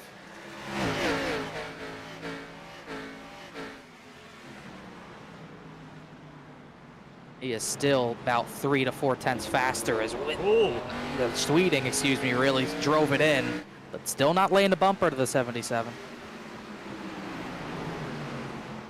And they're going to pass Patrica again. Oh, Patrica's on the wall. I don't know if he's trying to let them by or what, but he gets it back up the door. Joshua Banks to 2nd position to the inside of Chuck Sweeting here on lap 165. And now Sweeting sets his sight on Whitley. from Sweeting. Is he gonna? Nope, he didn't. Decided not to do the crossover, so there's nothing Mark Whitley can do at this point except just try to block. And usually if you block Joshua Banks, it doesn't end well. So 15 laps to go. This is going to be a done deal in a few laps, maybe this lap even. We'll fight back there by Sweeting.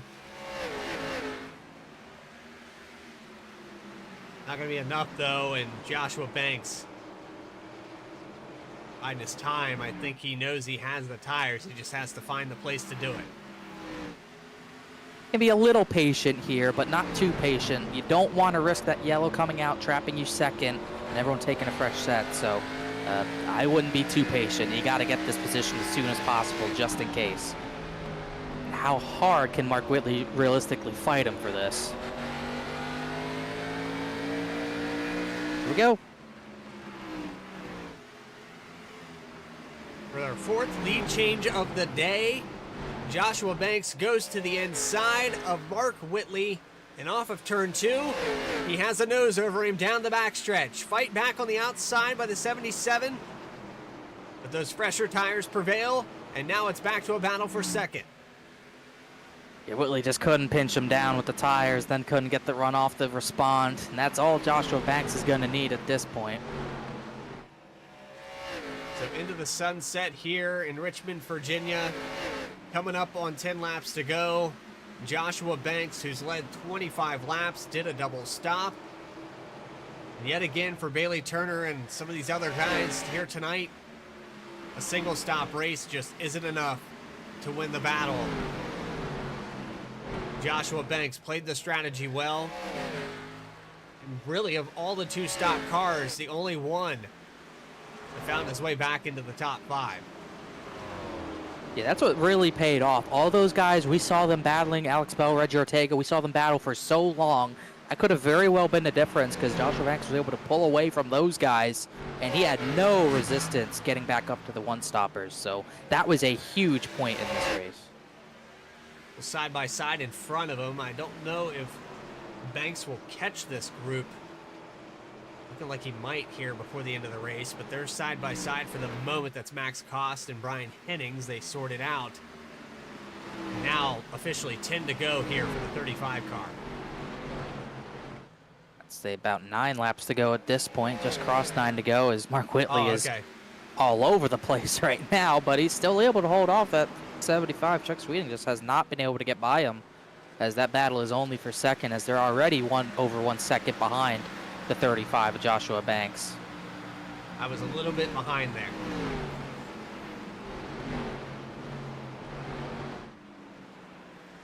So fight for second position. Who's going to get that spot? Bailey Turner reels it back in a little bit here.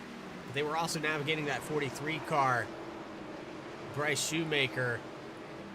Joshua Banks is checked out, 1.3 seconds. Nobody's going to touch him here unless we get a caution. That's the last thing he wants, because we will definitely see some drivers try some 2 tires to get track position late in this one. As Shoemaker's just trying to pass those 2 for just to maybe try to get a lap back or something. He is only 1 lap down. He's actually the first driver lap down, so fighting for anything he possibly can is to get the 6th lap to go mark, as Jeff Wright's still trying to close in on Bailey Turner, but the progress has not been fast enough. He's within about 0.6 of a second, but I do not think he'll get that 4th position in time. And like we talked about when the 35 took the lead, he was the only one to make this work. Alex Bell on this strategy, he evened out much earlier than Joshua Banks, and he's still 13 seconds behind the 35. Well, we've seen Joshua Banks do this countless times. But usually when he's in this scenario, it doesn't play out. He'll have a caution come out. Something will happen out on the racetrack that just negates all of the planning and the strategy. Here tonight with 4 laps to go as they come across the line. Looking pretty good here. Banks to seal the deal. First win of the season for the 35 if he can get it done. It would be a pretty good jolt in the standings for him to get. He's about 43 behind points leader Jeff Wright, so a race win will definitely put him into the top 5 in points. It might even get him a little bit closer to top 3. So this is a big win this early in the season, get those points. Navigates the traffic perfectly. Probably not going to catch the 13 in front of him. He's going to set sail for these next 2 laps. Only has to get around Richmond 2 more times. And with the fresh tires, he's pulled out 2 seconds ahead of Mark Whitley. The battle still going on for second position. Chuck Sweeting dives to the inside here, looking like he might try to take it away. And a little chop of the nose and an arc. I think Sweeting's starting to think about that bumper. Maybe a little too late to use it as they're so far behind now, but we'll see some beating and banging to the end most likely as Joshua Banks will not see a green-white checkered. He takes the white flag.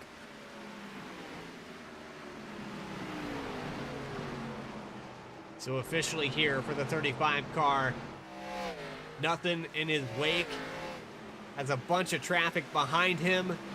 But one more time into 3 and 4. Joshua Banks, for the first time this season, is going to be victorious, and it comes in Richmond. What a drive. Heck of a battle. Heck of a recovery on the extra stop to get there. Whitley, Sweeting, Turner right to top 5. Bell gets McWhorter for 6th. Massey, Ortega, Lakatos. Lakatos spins across the line. The last driver on the lead lap in 10th. But incredible. Only one to make this work. Joshua Banks almost made it look a little too easy. I watched Max Koss give him a little He hit the congratulatory barrels. bump and hit the barrel. Oops. What a drive, though. That's what you got to do.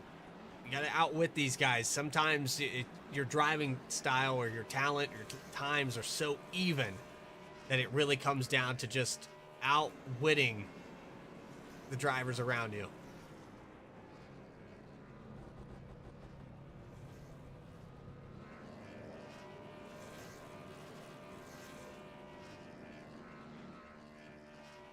Post-race interviews with your top 3. We're going to take another quick commercial break. You're watching the Saturday Night Racing League live on V-Speed in Richmond, Virginia. We'll be back right after this.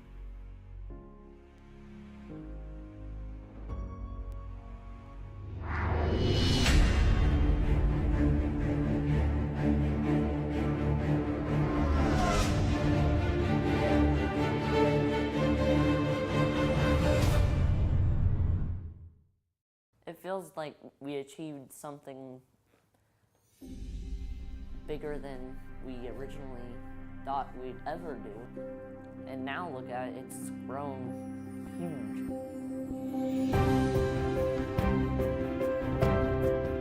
My son Reese was born with cancer. What it ended up doing is it crushed his spinal cord. And when he was 3 years old, he got his first wheelchair and he wanted to be Wall-E for Halloween. So I thought, I can build one. I can, try and see what I can come up with. And so it started with just, building a simple costume, a Wall-E costume around his wheelchair out of a Dell computer box. It has exploded into something that was the inspiration behind Walking Everyone costumes. I want to reach more kids, and the only way to do that is to have more volunteers. I want to see every child that wants one of these costumes to get one.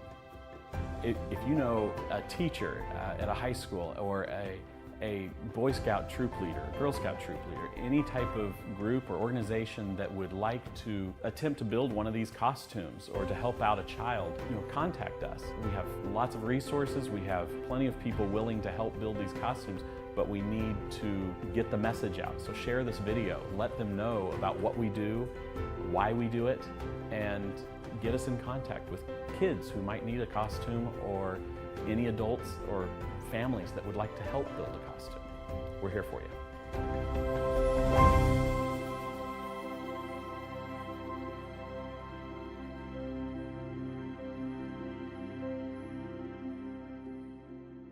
Introducing Tractor USA, the best way to buy and sell premium ag and construction equipment. Tractor USA was designed to be straightforward, simple, and affordable with zero commission and live auctions every week. Tractor USA auctions offer the finest selection of pre-owned tractors, combines, and other ag and construction equipment from across the United States and the world. Simply go to tractorusa.com to get started today. Back here live in Richmond, Virginia. The Saturday Night Racing League has concluded its 180-lap race live from Richmond Raceway. Joshua Banks gets the win after outwitting Whitley, Sweeting, Turner. Jeff Wright was in that picture as well. The top five very close. They're all within 3 seconds, within 1 second of each other at the finish here tonight, but Joshua Banks on those fresh tires just drove away. Sure did. I mean, just literally the only one to make that work and get back into that top 5 position. No one else had the pace he did on the very long runs to make it, on the middle runs, really, to make it work. He didn't really go as long as, obviously, the one-stoppers. So those middle portions of the runs, he was able to pull out 8 seconds at one point over the next closest driver on a strategy, and it paid off because he was able to get Whitley, Sweeting, Turner, and Jeff Wright. He was able to pick them off rather easy. Took the lead even before 10 to go and finally pulled away. Final results up on your screen. There's Banks, Whitley, and Sweeting, the top 3. Then you have Turner, Wright, Bell, McWhorter, and Bell battling hard. He gets 6th. Imagine, like we said, where he would have been had he not had that battle with Reggie Ortega as long as he did. So then you go Ray Massey, Reggie Ortega brings it home in 9th, and Casey Lakatos rounds out your top 10. Yeah, then right behind Lakatos, who could not get by Reggie Ortega, just like his teammate could early in the race. Everyone else lap down or more, almost like Rockingham. A few more drivers keeping pace with the leaders, but still a lot of lap down cars. Bryce Shoemaker, Noah Mikowski, Brian Hennings. Belke had a few incidents there late in the race, but he did get Angelo Horonis for 14th and Caleb Weekly behind Horonis. They're finishing 15th and 16th. Those guys are 2 down. Then 3 down, Max Cost, who had a rough night tonight. Jerry Bergeron in 18th. Chad Klinger involved in the incident when we didn't even make it to the start-finish line. He recovered, got past the drivers who kind of parked it midway through the race. Got back to 19th. Bobby Patrica was the last driver to park it, parked late in this race, but gets a 20th place finish anyways. Rounding out the rest of your field, 25 cars began this race tonight. You have Tyler Lehman, who got in that late race wreck and decided to tow to pit road. Then Chris Sawyer, Ryan Carwile, very early exit to this race after blowing the engine. Misshift there, not exactly sure what happened. We'll get some details for you. But then Keith Shoemaker and Jonathan Smith round out the field. We've caught up with the top 3, and the first guy down pit road here, we've got your 3rd place finisher, Chuck Sweeting, in the broadcast booth, and Connor Horn's down there to talk with him now. I do have Chuck Sweeting. Did not lead a lap tonight, which was surprising because he was at the front a lot of this race. But 3rd place for you, Chuck. You tried your hardest to get around that 77 to Mark Whitley. Didn't end up mattering too much because the 35 got both of you, but just seemed like you couldn't get enough of a run to get Mark Whitley. What did you need more of to make that pass? I had a couple lap older tires than him, and I could have tried a little harder, but I knew Josh was going to be coming, and I figured if we got side by side, he was just going to get there that much quicker. And as it turned out, it didn't really matter. But, just trying to race clean. We were both slipping and sliding everywhere. So it was a lot of fun out there tonight. I can't believe that went green that much and hot, slick track like that. That's a lot of fun. I was about to say, it looked like a lot of fun out there because we did see a pretty crazy incident before we even got to the start-finish line, but then about 175 laps green to the end there where we saw different strategies. Obviously, you were one of the 4 or 5 one-stop cars, and then the 2-stop cars. Only the 35 of Banks was able to get back to you. Did you think that anyone was going to make that 2-stop work when you settled on that strategy?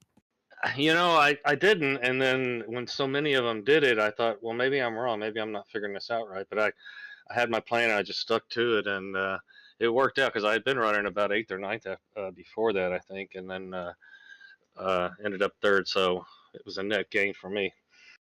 It definitely ended up being a net gain for you. I believe your first top 3 of the season comes at a good time. And one more quick question. Well, not really one more quick question, but a question. You talked about the slip and slide and looked tough, especially at the end of your long runs. But how much fun was it?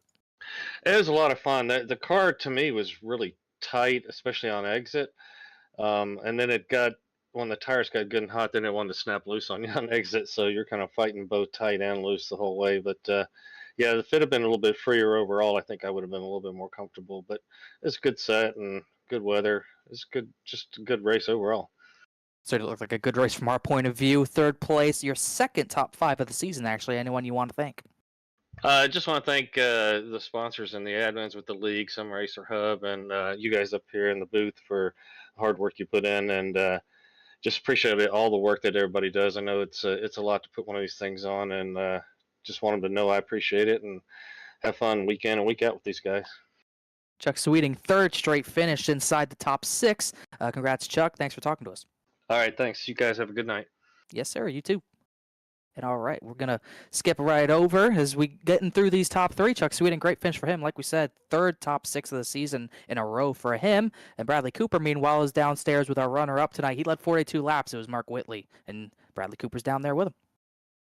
77 Mark Whitley. I know not quite what you thought was going to play out. You were one of the one-stop cars. You found your way around Bailey Turner after that second half of the race, but ultimately still second place. It kind of carries over from Richmond, where you had a car that could have won the race and something else happened.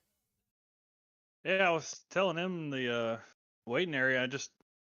That first pit stop when I came down to pit stall, I saw he caught almost all the way back up to us, but he was still like 3 or 4 seconds behind us. So I'm sitting here thinking, if he's 4 seconds back and we both have a pit stop, then I was thinking, oh, we're gonna be sitting money. Like I ain't even gonna have to worry about him. And then I don't know what lap it was. I was sitting there just racing Chuck, and all of a sudden I hear Brantley in my ear, 35's coming, 35's here. I'm like, where the hell how did he make up that much time? Because I'm sitting there thinking, we had 4 or 5 seconds on that first run, so I was thinking, it'd be at least a little bit more or about the same second run. But I think either he just maybe the second part of the run, I don't know if we were slower or if he just got it, he just ran the wheels off of it. But hats off to him, because I didn't think that was going to work out, because I had a split second thought of doing the 2-stop, but I thought tires seemed like they fell off pretty hard, but it seemed like they plateaued a little bit and they didn't really fall off that second cliff.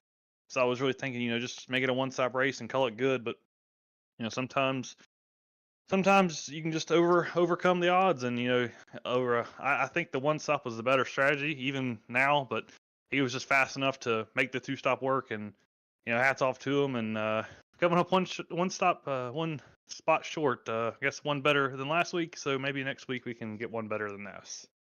Yeah, and of all the cars that did the 2-stop race, he's the only one that finds his way into the top 5.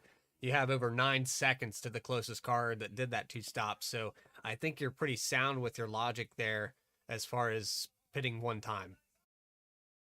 Yeah, like I said, I mean, I was just thinking a lot of times making up that extra pit stop, especially in iRacing, it's just too much to overcome. And like I said, when I came to pit road that first time, he was still like 5 seconds back. So I thought, all right, cool, I ain't got to worry about him at all. And I was just mainly trying to get around Chuck. And I know Bailey, it seemed like I was better on the very tail end of the run, but he wasn't even a thought in my brain. And here he comes just storming by us like he's on rails and just steals one. So like I said, hats off to him, because I did not think that strategy was going to play out. Well, Mark, you lead 42 laps, and they come in the second half of this race. You stayed up front. You battled with Chuck Sweeting. Very clean race. My final question, I guess, is did you predict this race to go green after that lap 1? Not even lap 1, the first 500 feet having a caution. Well, I knew this track, it has the chance to go green. It's just the way this track is. And the lap 0.1 or whatever you want to call it. And so that was just somebody either missed a shift or it didn't go in gear or something happened. And, that's just one of those fluke things that happen sometimes. So I didn't think that was going to be any indication of how the race went, but, I wasn't really sure. Like I said, I know sometimes these races go green. So once we got kind of strung out there, after about 20, 30 laps, I thought, that could go green, but you just kind of have to go with the information you have during the time, and kind of just fly by the seat of your pants a lot of times, and sometimes it works, sometimes it doesn't. Adapt and overcome is what we call that here at V Speed, and we adapted to a lot of what we thought was going to be close battles for the one stoppers and reset our brain for Joshua Banks. But congrats on Mark to get this second place. Do you have anyone you'd like to shout out? A big shout out Brantley over at Harpoon Designs. He's spotting for me and Joe tonight. Does awesome work on paint jobs. Check him out at harpoondesign.com. Or he's got, I think, almost 2,000 paints at this time on trade and paint almost. So check him out there. Check him out up there. I know he's been doing a lot of the new next-gen Toyotas and Mustangs lately. So sure has got some nice paints over there. Shout out to the league. Caution free other than the one just fluke we had at the start of the race. That's pretty good. Especially a short track, get a green, 100 and when 170 laps green, yeah, 175 straight, so something like that. So 170 something, yeah, something ridiculous. We had all green, and it never really even looked like we, at least on the chat, it didn't sound like there was anybody that was even close to wrecking. So hats off to everybody, and I guess final shout out to y'all for putting on a great broadcast. Should be fun to go back and watch. Maybe it won't be as heartbreaking to watch it the second time. We'll see. Well, I know Rockingham kind of sore from that one, that outside wall in turn 2. I think I saw everyone hit that on the last lap. I think everyone was trying to use it to their advantage. But Mark, congratulations again, and we look forward to maybe having a chance to talk to you after this. I think we're having it's the week after we're having a break, so we'll see you next week. All right, sounds good. Second place finisher of the night, Mark Whitley. And finally, we take you down to Victory Lane, where our winner, the takeaway, the steal, Joshua Banks, is down there with Connor Horn. He sure is. I'm down here in Victory Lane with our race winner. A little bit of heartbreak last week for Joshua Banks. This time, he plays the strategy just right, gets a checkered flag. He ended up only leading 37 laps, but it was the last 12 or 13 laps that you led that really mattered, Joshua. It seemed like no one else had the pace you did on the two-stop strategy. How were you able to make up the time to get up there and get this win? Why is your camera not on? It's on. I just forgot to freaking do it, Bradley. Oh, but man, that was not heart-wrenching, because it was like, most of the people know me that raced with me before know I'm terrible with strategy. And this one, I've been learning it, with my spotter on Tuesday nights, learning strategy, figuring out, okay, what do I need to do in a race to, get myself in position. And tonight was one of them nights where it's like, okay, we possibly could go green, because Rockingham did the same thing. And old me would have probably stayed out with Bailey and them to try to do the fuel run.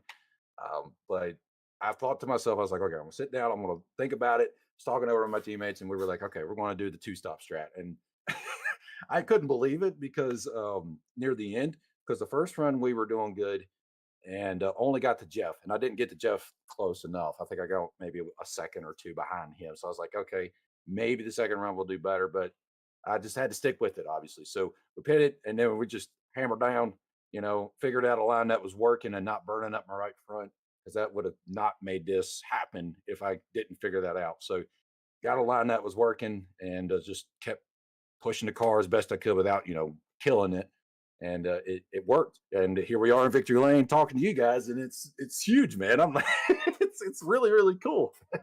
It is huge. You're one of the first few drivers in Saturday Night Race League to win in both seasons of competition. One of the first drivers to win in 2 different cars as well. But obviously, if you run the risk of, at these short tracks, extra stop, you're usually risking getting caught by a caution at a bad time. But you were making it work. Laps were clicking off. We went very far green when you got to Jeff Wright to get your first pass done inside the top 5. Were you thinking that it was going to be, were you thinking at any point that the caution was going to come out? Did you ever think it would actually go green that long?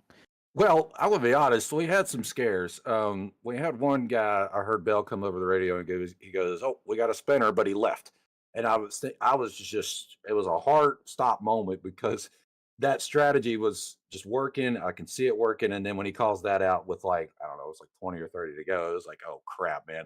And it really didn't need that. Now, if the caution came out while I was the leader and putting Jeff and Bailey and then behind, then that would have been better. But in this certain situation, it was so scary.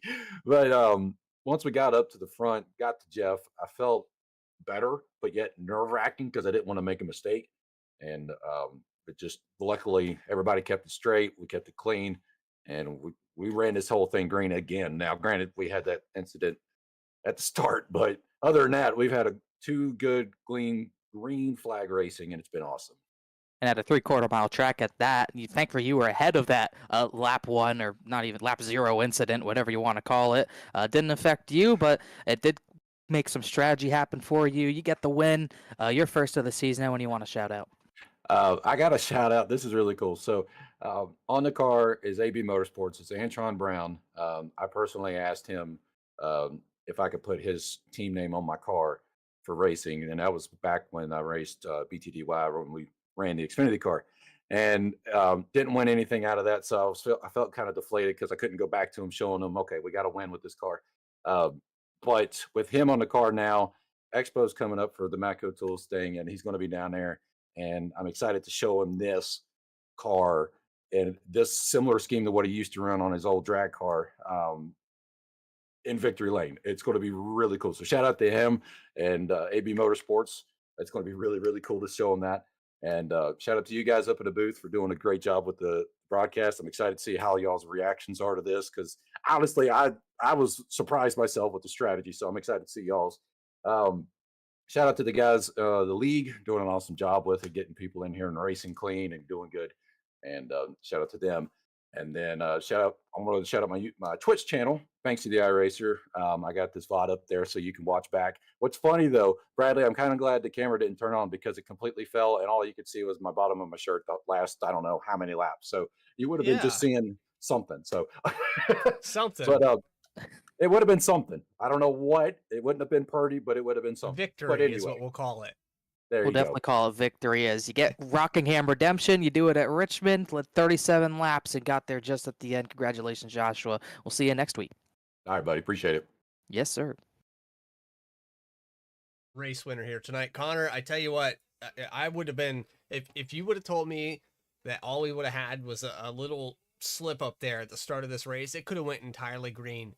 We could have ran 180 laps here tonight in Richmond, Virginia.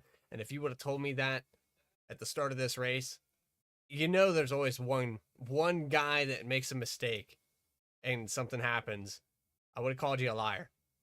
Yeah, I'm not too surprised that you would have done that as well. It was different from what we saw last season in the Gen 4 cars at Richmond. We had 5 cautions last season, and it was a different type of day. It was under the lights, and we had yellows. And you would think with cars with still not much grip in a day race, we would have seen even more slipping and sliding, which we did. I kind of would have figured we would have gotten that caution count up there, especially after what we saw before we even got to the start-finish line. That wasn't the case. These drivers were calm, cool, collected all race long. We had some casualties along the way, but a great race ran by everyone else, and just what a job. What can you say about Joshua Banks? Really just made that 2-stop work and put in good times every time he got fresh tires, and paid off with his first win of the season. Well, this is the time where we complete another week of racing live on V-Speed. Saturday Night Racing Lead has concluded their race in Virginia, and this takes us on to week number 5. Hope you guys enjoyed tonight's broadcast. If you did, make sure to hit that subscribe button. It helps us out tremendously. And all the people that are behind the scenes here at V-Speed, such as Adam Baker, Eddie Smith, Morgan Cook, our 2 producers there, and Adam, all that he does. I would like to thank Connor Horn for being an excellent co-commentator through this season and last season, for the first time that V-Speed brought you Saturday Night Racing League. Week number 5 coming up at 10 p.m. Eastern Time next week. Hope you guys can catch it. We also have racing 9 p.m. Eastern for the Overtake iRacing League Truck Series. That will be on Monday again at 9 p.m. But for everybody here from Saturday Night Racing League, have a great weekend. Take care. We'll see you next time.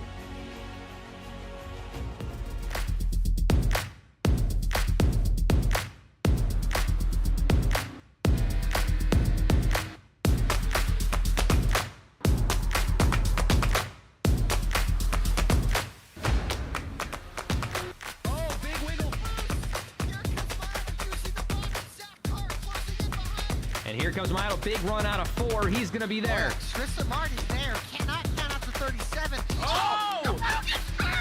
Cabot, where did he come from? Here comes Slack. A push from the 33. It's a drag race.